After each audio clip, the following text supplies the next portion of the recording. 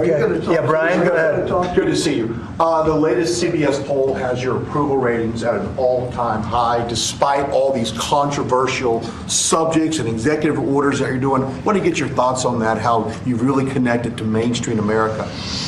Yeah, I have high approval ratings because I'm using common sense, whether it's getting men out of women's sports. I mean, have you seen what goes on with the boxers and with the weightlifters and with the swimmers and everything? It's so ridiculous. And I think it's a 90% issue.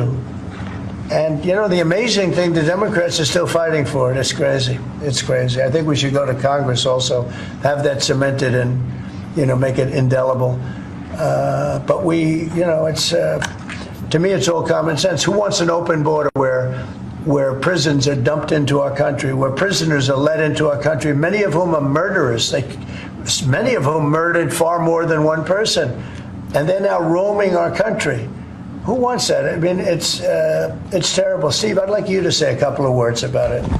Yes, well, as you know, Mr. President, since you issued your day one executive orders, border crossings are down approximately 95%. You talk to agents on the line, in their entire careers, they've never seen crossing days as low as what they're experiencing right now. The cartels, in fact, are enormously frustrated because they've never seen a clampdown like this before in American history.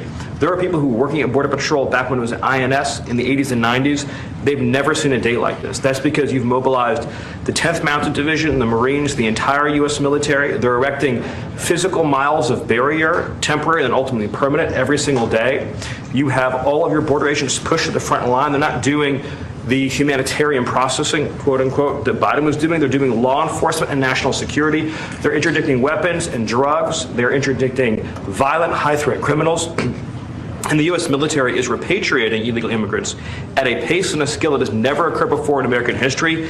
And those who are committing human trafficking and child trafficking are being prosecuted for felony offenses, and they'll be doing hard time in jail. There's never been a lockdown like what you have implemented through your orders and vision since you took the oath of office. What's your thoughts on DOGE? Wednesday at 10 a.m. we're having the first subcommittee focus on the fraud in Medicare. Yeah, before I discuss that, I just want to add to what Steve said. And we want people to come into our country, but we want them to come in legally. They have to go through a process.